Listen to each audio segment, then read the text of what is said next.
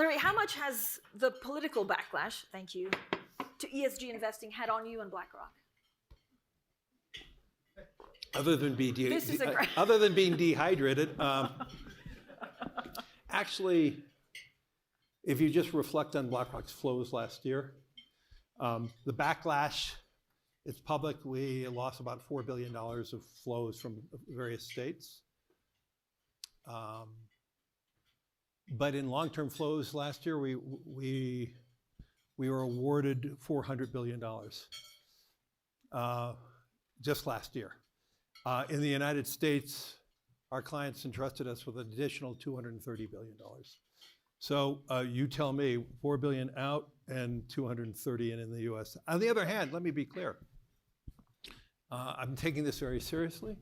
We are trying to address the misconceptions. It's hard because it's not business anymore. They're doing it in a personal way. And in the first time in my professional career, attacks are now personal. They're trying to demonize issues. In terms of we're sitting here in Europe. If you do not have a lens towards decarbonization, you're not going to win one euro of business. And so we talk about choice. We are one of the largest hydrocarbon, if not the largest hydrocarbon investor in the world, because we're the largest indexer and we work with all these different companies. At the same time, we're one of the fastest growing companies related to decarbonization. And let's be clear, the IRA in the United States is a game changer too, and we're seeing more and more companies who are looking to partner in doing things.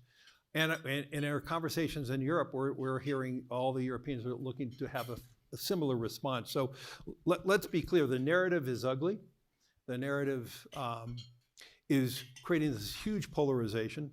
If you really read the CEO letters that I've written in the past, I talk about a transition has to always be fair and just. Has it taken a personal toll on you? Are you promoting? It's hard for me to lose much more hair. No, it's not enjoyable. Seeing trucks with a picture of me standing next to some other people that are deified. So it's not. Look at when I meet our clients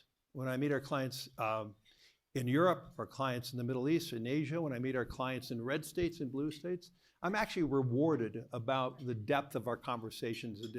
I mean, another example of what we are doing with our clients, we're winning more and more of the entire portfolios of their pension funds than ever before. And this is not, we actually won the entire pension plan of a major hydrocarbon company, a major energy company.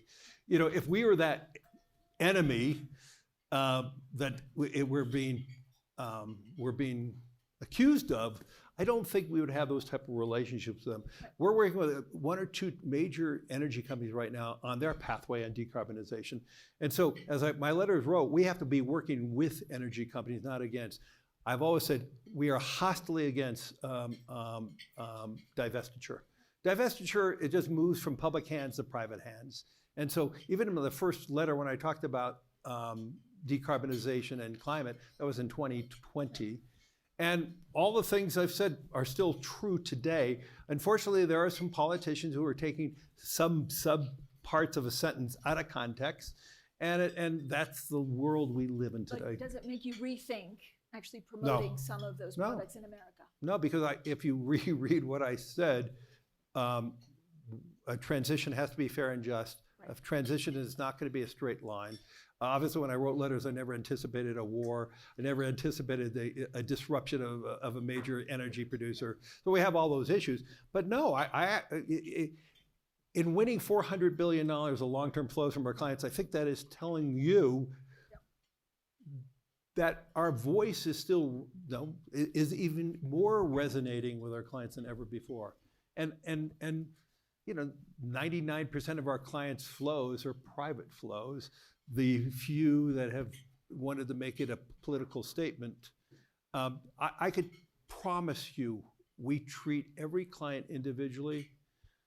I think we have won more business because of our long-term performance, the guidance we give, what Phil and BII does in terms of giving people a better understanding of what we think we see in the world, and our fiduciary standards at an individual client level to everyone is as strong as any firm. What's your relationship like with Ron DeSantis? He says you're politicizing investing.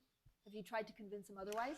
We are doing everything we can to try to change the narrative. Let me just leave it at that.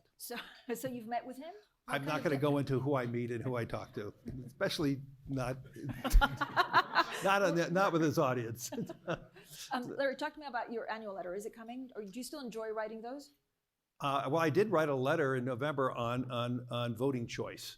So I did have a letter on voting choice in November, which was very well received. And other people in the journalistic field said no firm is doing more to democratization vote than BlackRock. And I think that's true. No firm is trying to bring back the vote to the individual asset owners. We're not an asset owner, we're the asset advisor. And then a letter is coming out sometime this quarter. Yes. Focused on? I'm not going to get into that. Well, I'll give you a major theme. Probably the big theme is hope. That is my word of the moment that I'm really using it. I'm using it here. Hope for a better economy? No, the whole concept of hope. COVID has really changed how we think. The fear of mortality was enveloping the world. The polarization, the politics, a war. If you look at birth rates in the world, they're collapsing in the developed world. I mean, you don't bring a child in the world unless you believe tomorrow is better than today. If you look at the savings rates in the world, the savings rates have mounted up dramatically in the world. BlackRock is a firm that tries to sell hope, because why would anybody put something into a 30-year obligation unless you believe something is better in 30 years? And more and more money has been held. In China alone, there is estimated $2.7 trillion of more savings in the system. It's in the savings rates in China are in the high 40s. People are not investing in the future. They don't have that, the safety nets of healthcare and retirement. And so we're losing hope. And the polarization of politics, which media source do I even believe in? Bloomberg. Okay, fine. You need to get that out. No, but Francine, more and more people are frightened of the realities of today, and that's manifesting in so many areas, and so that's going to be a major theme. And I talk about that a lot today. If you look at hope, then it has to be backed up by a better world, a better economic situation, inflation going down. How do you see that progressing? Well, that's when I talk about hope, I'm not talking about whether the markets are up or down in the next 12 months. But standards of living. Pardon me? But standard of livings have to grow, obviously, wages, and we're seeing that. And people have to feel more comfortable. And I'm not just talking about a phenomenon in Western Europe or North America. I'm talking about the world. And there's less hope in the world today. Do you see the world getting better, so economically? Sure. Look at, last year was a year of transition in so many ways. I mean, obviously, the first time in 40 years, and this impacted BlackRock in our earnings that I reported on Friday, we had bond market down 13%, global equity markets down 18%, and then for us, the dollar appreciated dramatically. But if you were on a desert island for all of last year and you had a pool of money today, you have greater abilities to invest today than you did a year ago and 2 years ago. If you look at a normal retirement portfolio, and this is something that we don't spend enough time on, a typical retirement portfolio in around 2002-03, you could have owned 40 to 60% in bonds and earned your return of 7 7/8 and 8. By 2020, you could not own a bond. I mean, so you had to take so much illiquid risk. I mean, think about the growth in privates and private equity. Why? Because you could not make a return in bonds. Today, with You could get 4% in short-term treasury, you get 5% in credit, 8% in. Right. You could now go back and have I would say a better portfolio, a better asset allocation today than 3 years ago. You could reformulate it and bring down your illiquidity risk. And the question that we all have to ask as investors, do you believe we're going to have more liquidity in 5 years than we do now? I don't think so. I think we're not going to have a supportive Federal Reserve for years to come, or central banks. We saw the limits of fiscal stimulus in the UK, and every other government is now facing that. And so the reality is we are going to have less liquidity. Right. And it has to be market-based liquidity. So how much illiquidity do you want if you're running a retirement plan? So the big issue is bonds play a bigger role today than they did in the last 7, 8 years. Where do you put your money in the next 12 months? Look, I'm an optimist. I've had a portfolio in equities my whole life, or some form of equity-related assets. Even at my age, I'm not changing that view. So I don't allow markets like today. Getting back to PEs. PEs are more realistic today than they were 2 years ago. I could go on and on and on. We're spending so much time focusing on the tragedy or the recalibration of last year. But the reality is there are better valuations in companies today than there were 2 years ago. You can earn a better return in bonds than you did 2 years ago. And so we're festering on what happened last year and all the travails, and we're talking about, oh gosh, is inflation going to be, how fast is it going to fall? Let me be clear, inflation is falling. The question is, can it fall to a 2% rate, which I question it will. I don't even know why we have a 2% target. I've raised that question many times. Could inflation be brought down to 3.5? Absolutely. Now, does that mean the central banks are going to keep rates higher for longer? Maybe, and that's the issue that I have related to liquidity. So you think what markets get wrong is they're too pessimistic? I'm not here to tell you we can't have another problem. I think the world is pretty unstable. Let's be clear. What moves the energy valuation is 500,000 to 1 million barrels. If China's economy rebounds after when the country has herd immunity, which I'm told is happening very rapidly. I mean, 3 weeks ago we had nobody in our offices there. Now everybody's back, and I hear that from every CEO that I've met here in Davos. It is estimated that the Chinese economy can grow 5 or 6% in the third and fourth quarter. If that's the case, does that mean, are they going to demand an extra 500,000 million barrels of oil in that? At the same time, we're estimating a mild recession in Europe and the United States, so that offset it. If not, I mean, the trends would say we're going to have elevated energy prices again from where it is today, if that's the case. What does that do to inflation? And so all I'm trying to say is, I'm not here to suggest it's going to be rosy in 2023, but what I'm saying for long-term investing, it's not so bad. It's a better environment for long-term investing today than it was 2 years ago, and that's the myth. So given what you've explained, are private markets less of a draw now? Yes. But not in infrastructure, not in sustainability. That's where, because you're going to get much higher coupon. I mean, the beauty of infrastructure is it throws off higher income. And so I think it's just going to be a recalibration to more income-oriented privates, illiquids, but we do a survey every year. And the last 2 years surveys were at epic proportions about how many investors were going to put more and more money in illiquids. Now they needed to because of the bond market. When you see that type of overwhelming statistic, generally that's wrong. The herd mentality never works. So I think we're still living the pain of last year, but I think the opportunities in 2023 are far better than they were in the last few years. I have a couple of questions from the audience, so thank you so much for sending them in. About liquidity, you suggest it will be worse. It seems like the last 30 years liquidity has broadly improved. Why do you think in 5-10 years it could get worse? I just don't see fiscal stimulus happening anytime soon. We need, what I worry about most, yeah, you didn't ask me that question. I don't worry I don't worry about inflation as much. I worry about is anemic growth for the next 5 to 7 years. I don't know how we're going to get out of this 2% growth rate.